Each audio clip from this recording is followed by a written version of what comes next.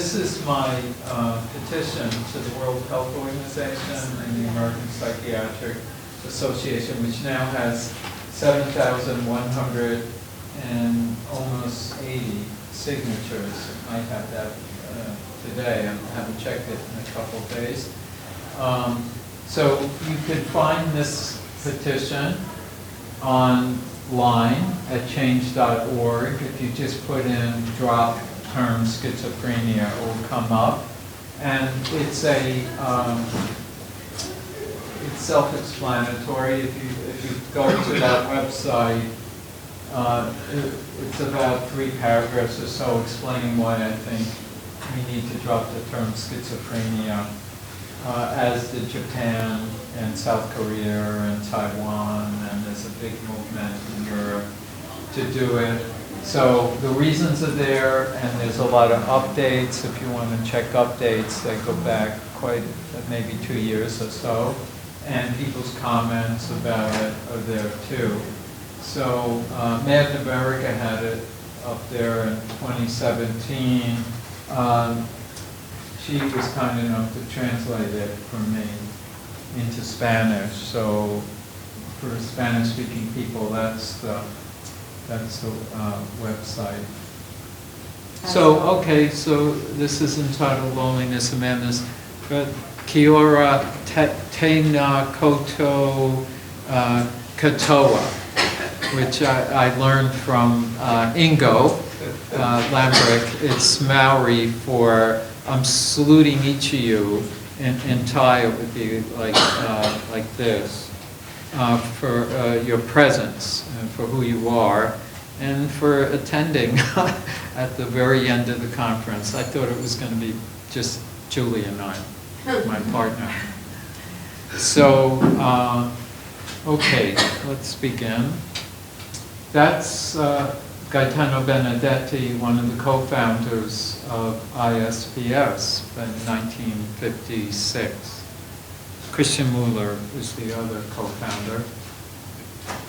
So I just thought I should put that too, because I still have students. I teach at NYU and occasionally in Columbia. In their, is it working now? Thank you. And students are sometimes still taught that people with a diagnosed schizophrenia, which is a heterogeneous group of people to begin with, multiple causes, multiple courses, multiple outcomes, people like in depression, MDD criterion, DSM-5, that can have opposite symptoms and still get that same diagnosis. So it does. The DSM-5 needs a huge structural overhaul, not just tweaking or adding on every iteration. So, but you know, that's the research showing that many people recover, they drop out of the system, and they're not seen. So a lot of clinicians don't see those people. And of course, it's a multi-dimensional construct recovery. People define it differently. People with lived experience define it. Someone in my practice defines it as restoration of civil rights. He's a pilot and his license was taken away, or a physician I'm working with lost his medical license, even though he doesn't want to go through the whole rigmarole of getting it back now, so he's doing something else. But that's part of recovery of civil rights, of course, quality of life, symptoms, distressing symptoms. Anyway, this is a quote from Pat Deegan, I am a person, not an illness. And there's another quote. They may tell you your goals should be to enter the mainstream. Don't. Tell the mainstream to grow wider and more inclusive. We want a wide stream, not a mainstream. Pat Deegan was invited. I used to work at a state hospital in New York, and we invited her to speak, I don't know how many years ago, 25 or something.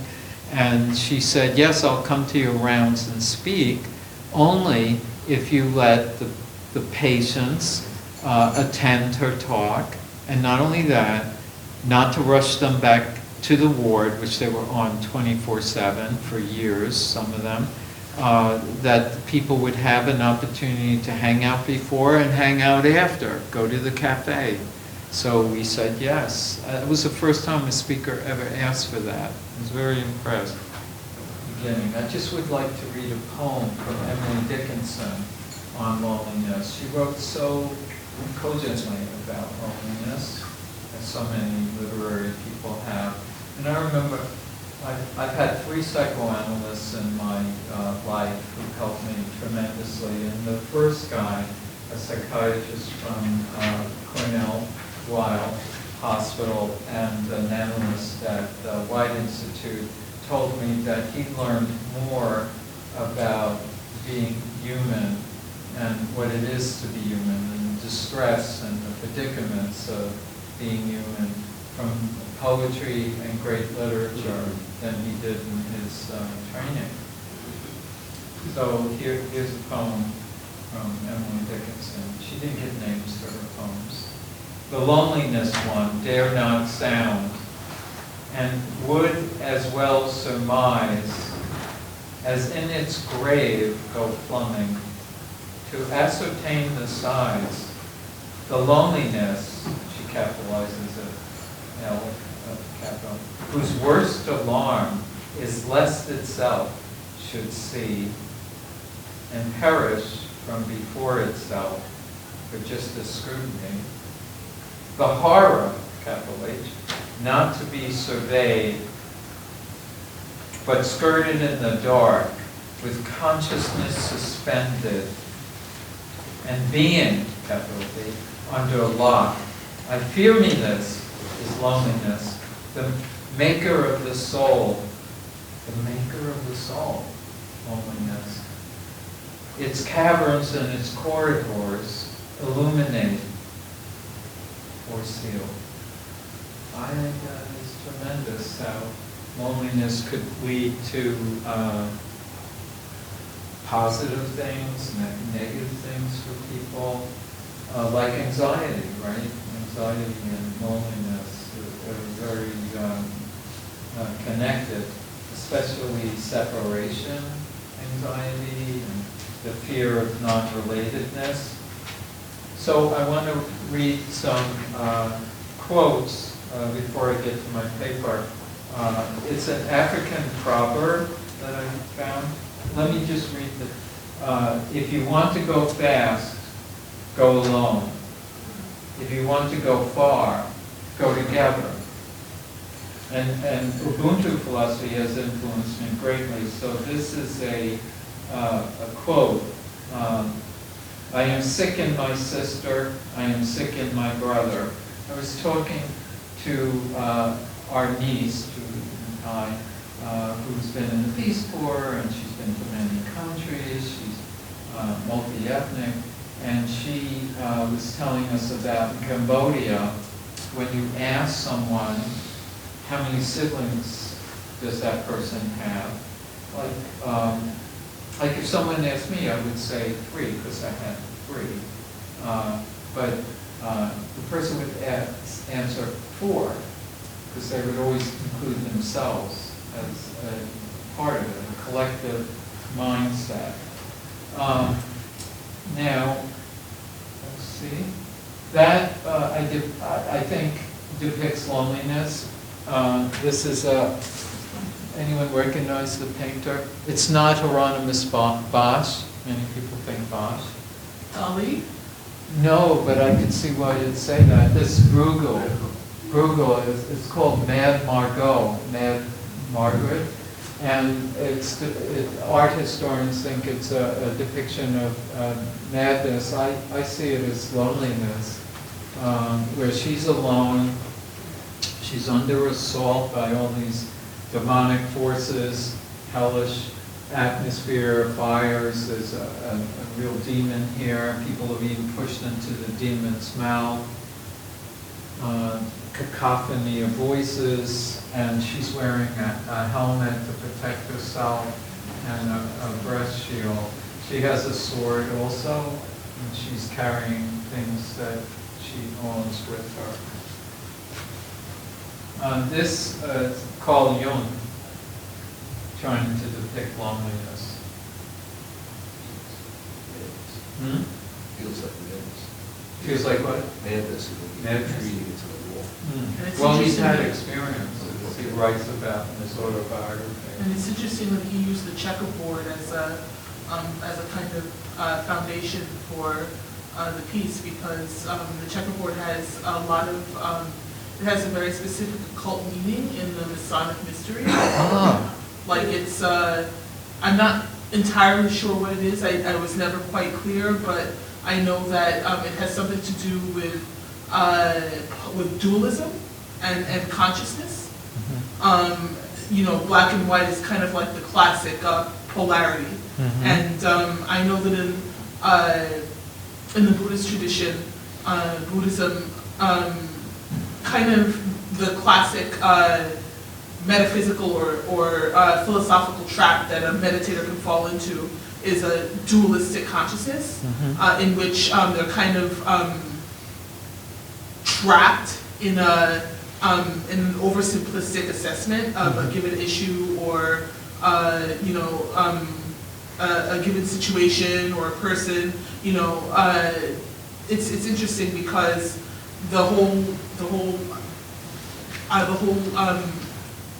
paradigm we have in this society as far as social justice is concerned, I feel like sometimes people get trapped in polarity and aren't able to honor dualisms, but also tease out the higher level of understanding that is required in order to properly, you know, properly contextualize and then transcend the dualism. So, you know, I always think of the Trinity in Christianity.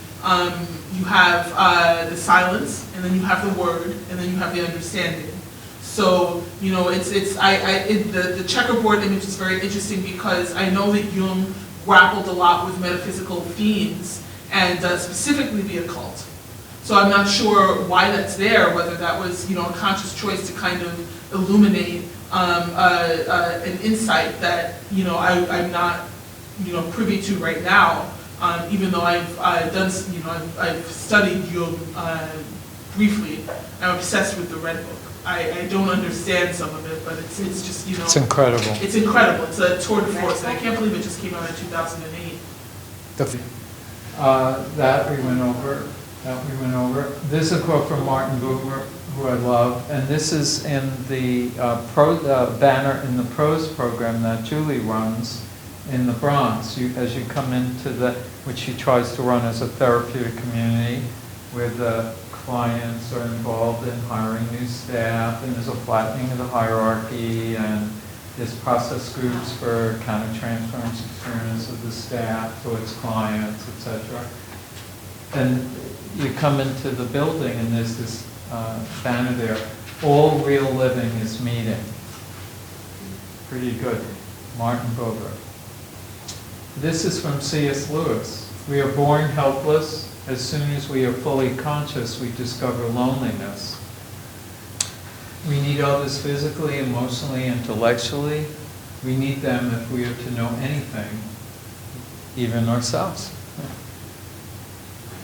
Now, my friend Ron was talking about quantum mechanics. I just talked with Tyler. Huh?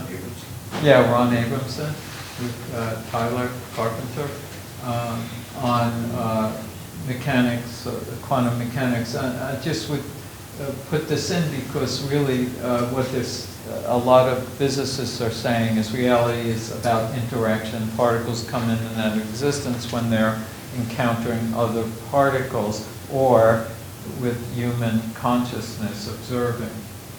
And that's the first picture. I don't know if anyone saw this. This was just released from Scotland. This is the first photo ever taken of quantum entanglement, that everything is interconnected at a subatomic level. So is this four different photos, or is this one? No, it's all one photo. That explains it. That explains what we're looking at. It's the first image that ever came out of quantum entanglement. Physicists at the University of Glasgow. So it just goes along with the talk. and this too, Martin Buber, in speaking of emotional psychiatric disorders, spoke of people being, he used the word ill, in the in-between persons and between the person and their culture, their society. This, or as Francois Devon and Jean-Max Garoulier used to say, the social link, disruptions in the social link. So loneliness can be seen as a signal, just like thirst or hunger. The person needs to feel more connected, but more connected to people they can trust and feel safe with. Otherwise, it could feel very terrifying. Perhaps madness is also such a signal, and of course, everyone has areas of madness within them. Depends how you define it, but I think it's true that there have been unrecorded, unannounced, unsymbolized betrayals, traumas, social stigmatization, and exclusion of persons from other persons and from her or his own society. Total separation from the clan or tribe in early days could very well have been physical, let alone psychic death. It still does. Yes, exactly. We are coded for attachment. This was some early research from many years ago that I used in a social neuroscience class about separation, what happens when mammals are separated from their caregivers. And after 24 hours, you start seeing nerve growth factor, CFOS, cell death, all increasing. BDNF, which keeps our neurons, it is involved in neuronal differentiation. And if you could think of your neurons as they're non-computers, our brain's not a computer, computers were modeled after our brain. If you could think of your brain more as a garden, plants, flowers, the neurons, the BDNF would be one of the watering cans to keep the neurons vital and healthy, and as that goes down, there's thinning of neuronal tissue.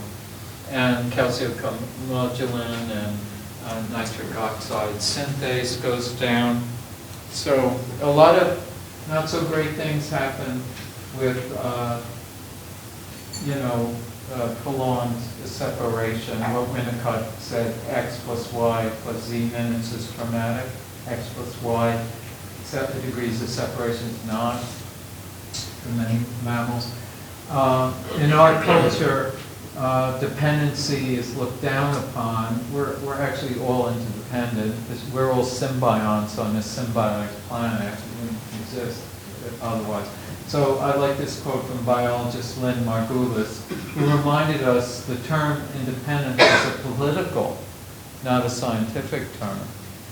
No one's independent.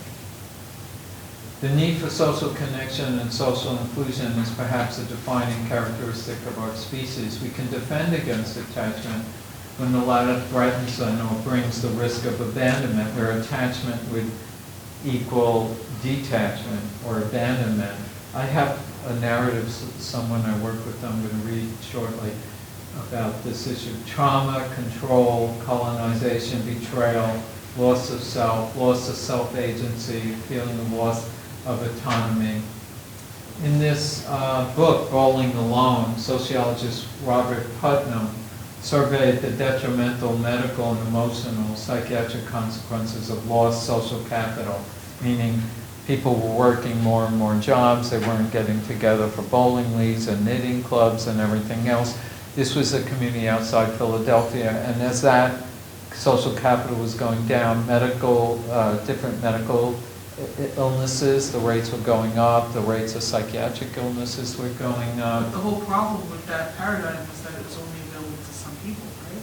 That what? That whole paradigm, that whole kind of social capital? Social norm paradigm, social capital paradigm was only available to some people. It's like what you were talking about when you and I were just talking about a little while ago. It's so true. People who were marginalized in any one of a number of ways did not have access to that social capital, and I think that the reason that things have disintegrated to a large extent is because there's awareness of that has grown in the face of a society that really is under siege. In many ways. I'm going to go over data, but For example, the U.S. leads the 11 countries were compared for the rates of bipolar disorder. U.S. has the highest amount of rates. We have the highest amount of rates. This was just published. I can give people the references if they want later, of anxiety disorders and depression and suicidality.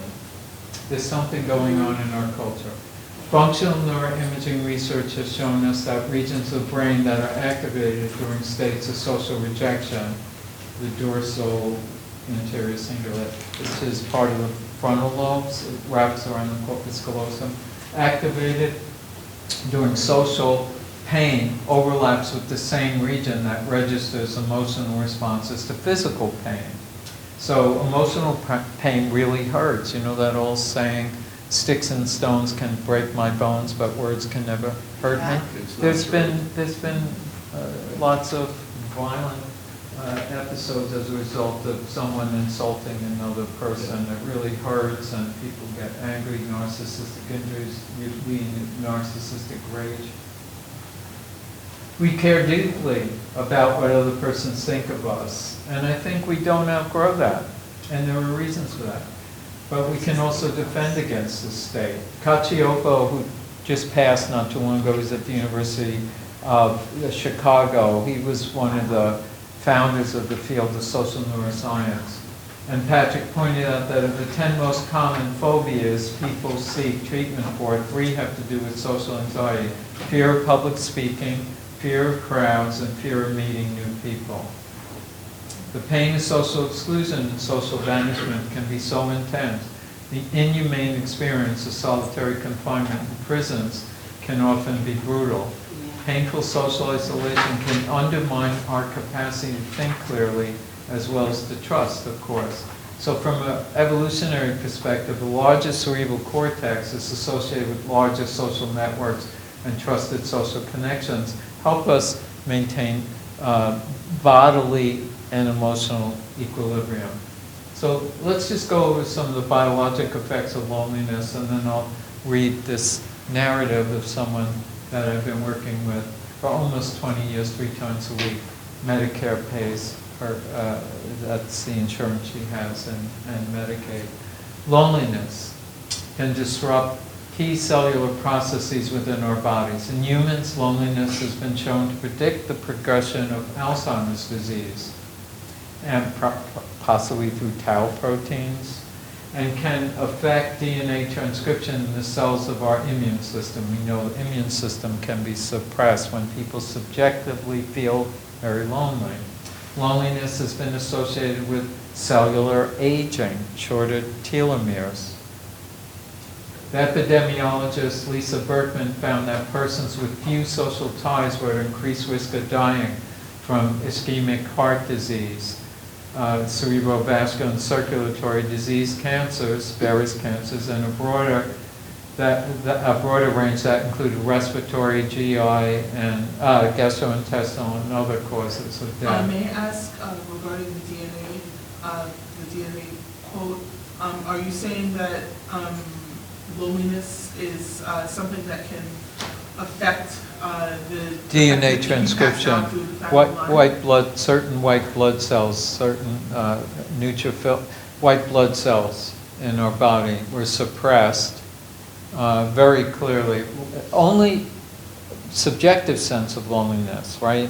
It wasn't what we would call objective. The person could have a lot of contacts and still feel very lonely. And it was the subjective sense. But I'm just wondering if it alters the DNA specifically. No, not the sequencing code. Okay. It altered the gene expression through DNA methylation. Okay. It's an epigenetic. The more a gene is methylated, it silences the transcribing, meaning the DNA codes for a protein, in this case, that was suppressed. You need to study that. Yeah, it's through epigenetic channels. Okay, this is a slide that depicts that, the suppression of the immune cells.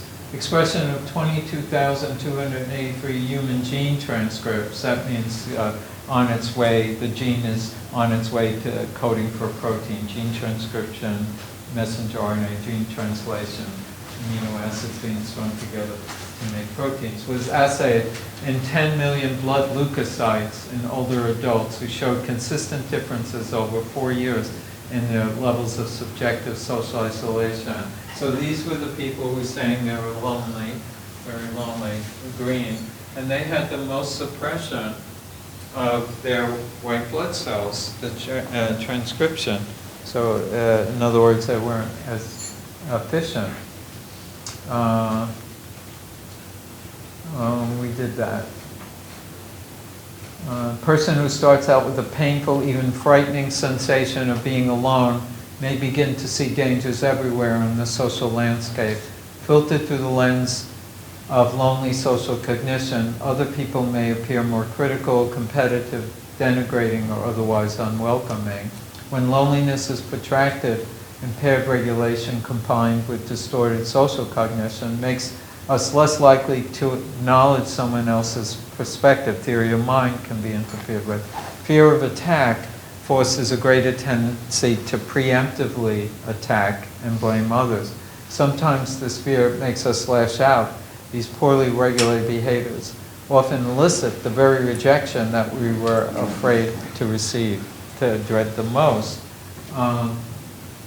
In Cacioppo's research, there was one situation that could impair affect regulation enough to disrupt cognition, the terror of feeling helplessly and dangerously alone.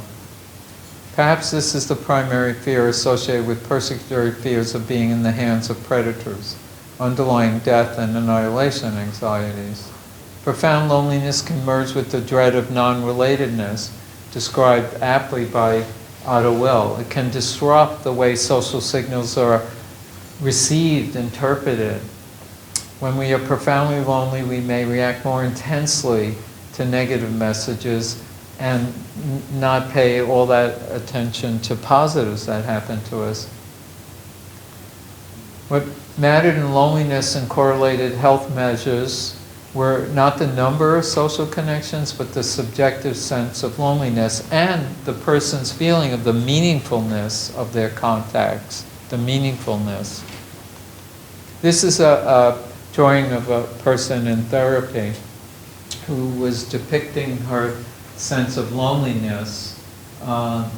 You could see there's a, it's like a winter scene. There's no blossoming, the branches, there's no, and she's just looking at this long road ahead of her, and she's feeling quite like helpless, like almost paralyzed by her state of intense loneliness.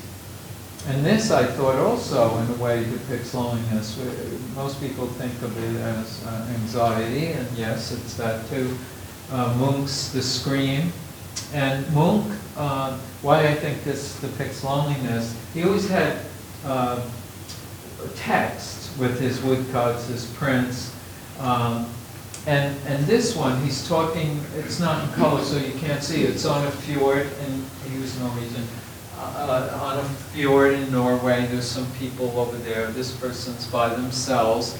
And the text talks about the blood red colors in the horizon. And this person's screaming. His history is that the father abandoned the family, and the mother had TB, and he witnessed her bleeding from her mouth, etc.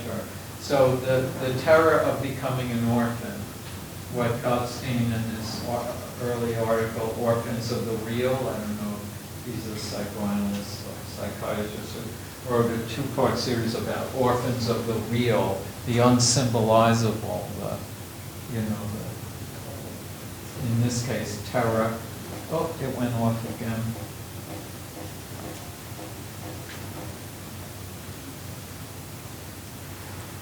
I don't think it's going to work. There it is, working. So this is anxiety, and when people who feel anxiety, their gaze goes inward. What's wrong with me? How can I fix it?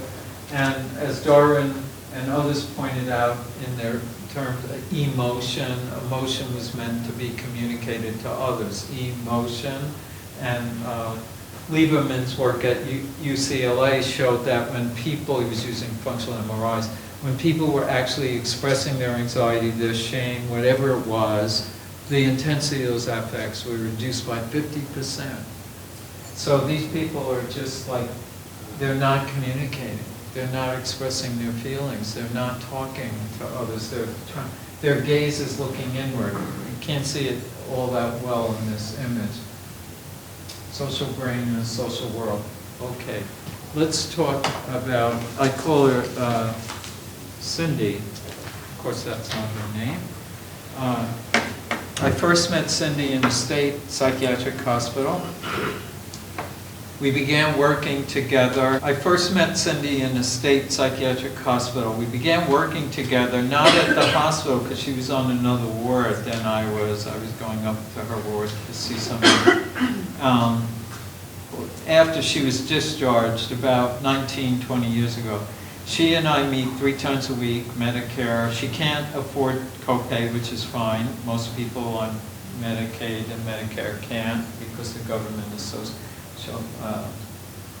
depriving of people, giving people a small pittance, especially if you live in a region like the Northeast where things are so expensive. Cindy was first hospitalized at the young age of 12 or 13. Actually, in a hospital I used to volunteer in, Creedmoor Psychiatric Center. She was at Queens Children's. I was in the autism unit across the street from hers. She, building 39, she was across the street. But of course I didn't know her then. She was riding her bike and she lost control, and she feared there was a baby carriage, and she lost control, and she thought she was going to ram into the baby carriage and the baby would go flying, the baby would die. But none of that happened. She threw herself down, which is what she still does. She always worries about if someone's around her smoking, she's worried about the smoke and secondhand smoke, not for herself. She's worried about if she goes and exposes people to the smoke on her jacket, it's going to hurt them, not her. It's always about worrying about hurting others. She fears hurting other people, and that she used to call herself a bad seed. That was a movie about a child they made into an evil child. So she lost control. She didn't hit into the baby carriage, but she believed she did. A delusion emerged, and felt tremendous guilt for it. She's got tremendous guilt. It took many years, and she was hospitalized. It took many years before a clinician noticed that she had what we today call OCD. She was terrified of her aggressive thoughts or images towards others. And she would sometimes have those thoughts as a way of making sure she wouldn't act on them, like raising this specter of what if as a way of getting control for it not to happen. But at the same time, she had good reason to be very angry. So she was particularly terrified of hurting or killing vulnerable persons, like babies and older people. While at the state hospital, she was terrified to trip people down the stairs. Once there was a pregnant woman on her ward, and that really freaked her out. She wanted to go to the secure ward, where people are, monitored more closely, so she felt they could stop her. She was afraid to take buses. She wouldn't take the train. She was afraid of pushing people in front of buses. She was afraid of pushing people in front of the train tracks. She saw herself as monstrous. She called herself a bad seed. Her beloved twin sister, monozygotic, identical, died by suicide at the age of 15. Cindy blames herself because she came to her 2 weeks before and said, if someone kills themselves, will they go to heaven or hell? It was a religious family. And I guess she got the drift, and she said hell as a way of trying to say don't do it. But then she put it out of her mind, like any young person might, And then 2 weeks later, she tragically jumped out a window and she saw the shoes that she had on the street, and her guilt went through the roof, and she still feels guilty about it. I mean, rational discussion of it doesn't really help her. After she was discharged from the state hospital, she found it hard to walk down the street, as I was telling you. While in hospital, she was afraid of stabbing people, so she always asked for plastic utensils, not metal utensils, because she was afraid. And she would do that with me. She would come into the room, I would greet her at the door, she'd come walking in, and she'd say, "Oh, I'm sorry, oh, I'm sorry." And I'd say, what are you sorry about? And she would say, "I had a thought of choking you, or electrocuting you, or something to that." She had a whole range of things she was worried about. And I said, "Well, your thought is not hurting me. It's okay. Let's talk about it. You're mad at me. Let's talk about it. It's okay." I believe all the years in the state hospital really damaged her. It damaged her sense of self. It reinforced a sense of herself as dangerous and that others needed protection from her. She did try to kill herself, I think 3 times, before I met her, by overdosing. She was terribly alone. She was terrified of abandonment. She would get enraged if she felt I was abandoning her. When she felt the prospects of abandonment, she would scream. That's why I put that image up there. She would, she still does to some extent. She lets out a scream that just penetrates you. She would yell, driving people away from her and worsening her sense of loneliness. She had bunion surgery, and this podiatrist really was awful. Rushed her into it, no preparation for what was to come, or she was living in a psychiatric residence at the time in Manhattan. And the podiatrist didn't work with the staff to tell them that she'd have to be off her feet for certain long, and then the staff was telling her, "Come down and get your meds," and everything. And she just had surgery, and they were forcing her to do it, and it was a mess, and I tried to intervene many times. It was like hitting a stone wall. I was so angry at this podiatrist, and the podiatrist, after she developed a bone infection from the surgery and had to go into a nursing home to get IV antibiotics for 6 weeks, then the podiatrist, I think, started feeling a little guilt. I think she's worried about being sued, frankly. Because she started acting so sweet to her and nice, and so it was a disaster. She went into the nursing home, and then she started developing symptoms, what we call psychosis. She started having beliefs that people were out together. She felt very lonely and abandoned there. She feared that she would not be able to get out of there. We wanted her there. Sullivan talks about this in terms of loneliness and what we call paranoia or mistrust of others. She did not, she didn't have control of her life there. The dentist pulled some of her teeth. She didn't want her teeth pulled. They talked her into it. She felt railroaded. What else happened? And then when she came back, she started having these police people were coming into her room at night, stealing things from her, breaking her jewelry. She was trying to be a jeweler at one time. She had a jewelry making kit, and that was her one skill she was proud of. And then when she went to the state hospital, her parents threw out her jewelry making equipment. I met with the mother. And they threw out, she was a punk on the East Village, and so she had all the clothes, East Village clothes, and they threw that out too. It was like, "You're not coming back, so why, everything was discarded." So she had these beliefs that people were coming into her room and breaking her jewelry, and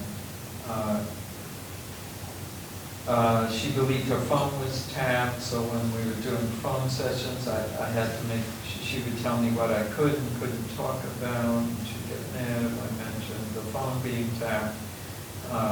People were outside her window calling her bad names at all hours. She wanted to get out of the residence. She went to a new residence.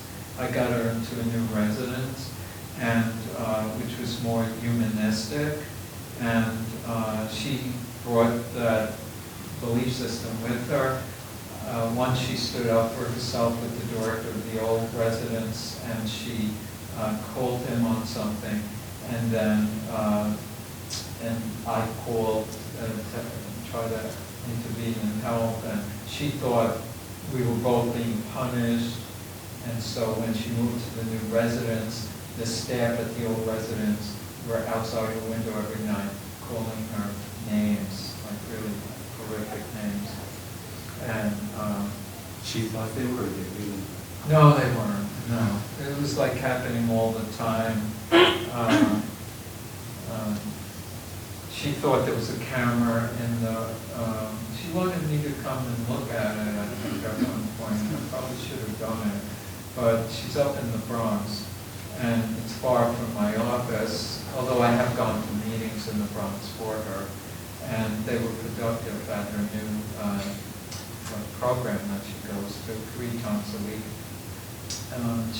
She's got the camera watching her every move, and I think it has to do with her loneliness, frankly, that people are, I'll get into it, but I think it serves functions for her, these beliefs of being watched all the time, and people following her. More recently, she started saying a tape was being played at her day program with the staff and clients calling her bad names. I think she may feel she's being monitored partly to be kept in someone's mind that she matters, albeit in a negative way. It's better than, as Oscar Wilde said, it's better to be talked about than not to be talked about, you know, or Somerset Maugham, I think. It's a terrible thing to fall into the hands of the living God. It's more terrible to fall out of them. Or like a bad object's better than no object. And in her case, I think an absent object became a persecutory object. The absence was so painful psychobiologically. Despite all this going on, Cindy is less prone to breakdowns. She never had to go back to the state hospital. She stays out of the local community hospitals, which have never really been a good experience for her. I visited her when I could at hospitals, but it was rare. She was doing really well. She manages not to get rehospitalized. Her cousin came into her life, and I think this was a big thing for her recovery. Her cousin was being kept from her by her mother. Her mother was very jealous. She didn't want the father having a relationship with her. She didn't want the cousin, so the cousin tried very hard to find out what hospital she was in, and it was blocked. And once the mother died, she found out. Cheryl, forget how from the father. The father told Cindy's father told the cousin, and that's been a real godsend because the cousin takes her for like all the holidays that just passed, you know, Yom Kippur and Sukkot, and she was taking her. She takes her to her home, and she has a family now. She has a family. Of course, she thought they were going through her things and breaking her things and leaving pennies. And I said, they're saying that you're only worth a cent. And she said, exactly. They would leave pennies to signify she's only worth a penny.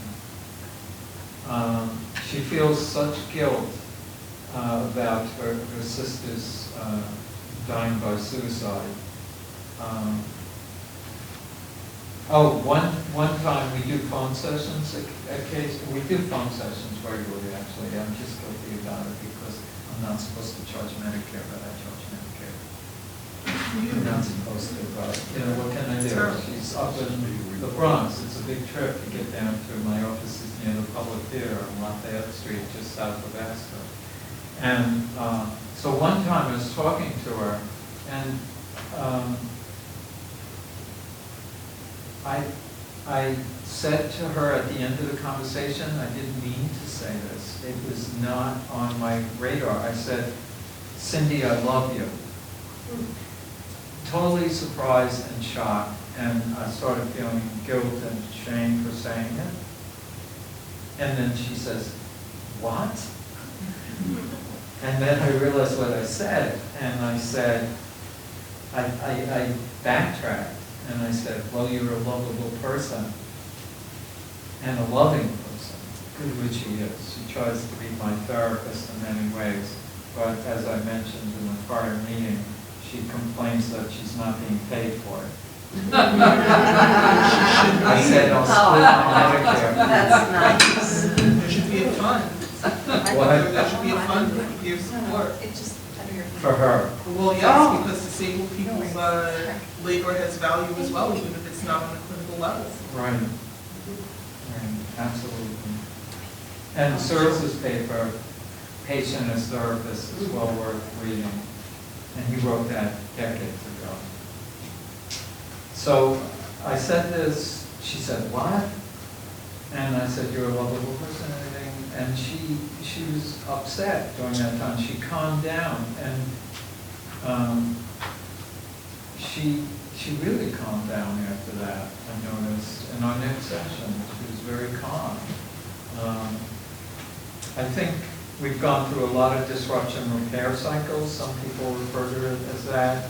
Like I can be a real jerk and say something to her or challenge her delusion, and then she gets really mad at me, and she hangs up the phone, and then I call her back, and then she answers, and then she hangs up, and then I call her back, and then sometimes I'll say, I'm not calling that bitch back, to myself, not to her, and she calls me back, and I don't call, and then I decided that's what I'll do. I'll wait sometimes, and that is better than calling. Huh?